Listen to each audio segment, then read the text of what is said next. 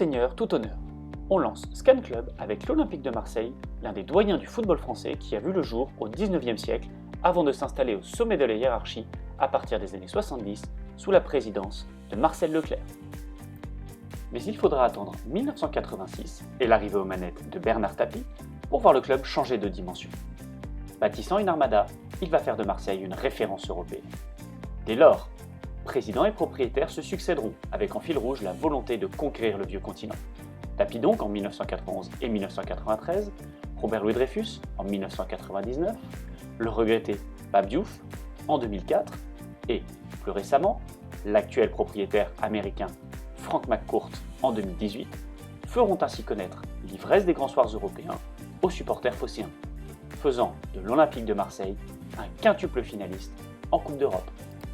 5 finales pour une apothéose et l'inoubliable triomphe de Munich le 26 mai 1993 contre le Grand Milan AC. Un titre qui permet à Marseille de rester, à ce jour, le seul club tricolore à avoir mis l'Europe à ses pieds.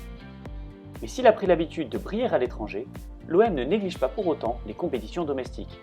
Malgré une longue période de disette, le club phocéen présente l'un des plus beaux palmarès hexagonaux. L'OM, c'est aussi des joueurs de légende. Peu réputé pour son centre de formation, le club a souvent favorisé le recrutement de stars au caractère bien trempé. De Jairzinho à Payet, en passant par Cantona ou Drogba, les cadors à avoir revêtu la tunique ciel et blanche sont innombrables. Au panthéon du club, on retrouve bien évidemment le capitaine actuel, Steve Mandanda, intouchable recordman des matchs disputés sous le maillot marseillais avec 619 rencontres. On retrouve surtout des attaquants immortels, comme Gunnar Andersson, meilleur buteur de l'histoire du club, Jean-Pierre Papin, Ballon d'Or 1991, ou Josip Skoblar et ses 44 buts en une seule saison. Un record. Comment parler de Marseille sans évoquer ses supporters? Dans son écrin rénové de l'Orange Vélodrome, l'OM peut compter sur un public nombreux, fervent et fidèle. Avec la plus grosse affluence moyenne et le deuxième plus gros contingent d'abonnés en Ligue 1, le club s'appuie sur un socle particulièrement fort. Un engouement que l'on retrouve évidemment sur les réseaux sociaux. Si le PSG, avec sa cohorte de stars internationales, y est intouchable, Marseille est dans le peloton de tête, avec une communauté cumulée de plus de 10 millions de fans.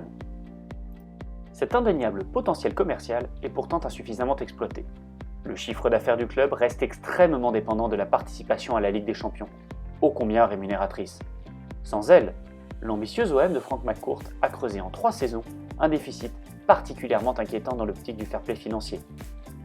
Un déficit qui n'est pas couvert par un pool de partenaires encore trop timide pour exister financièrement à haut niveau et s'affranchir des aléas des résultats sportifs, mais également par une politique de recrutement mal ciblée. Pariant sur le court terme et des joueurs expérimentés ne générant pas assez de plus-value, Marseille s'est mis dans le rouge. L'OM dispute ainsi une saison charnière, avec une dernière chance de se remettre à flot. Si elle a retrouvé une compétitivité et une régularité sportive, l'équipe doit impérativement conserver sa seconde place.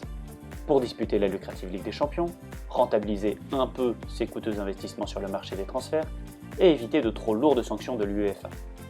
Une première étape avant de transformer ces bons résultats en d'indispensables ventes de cadres durant l'intersaison.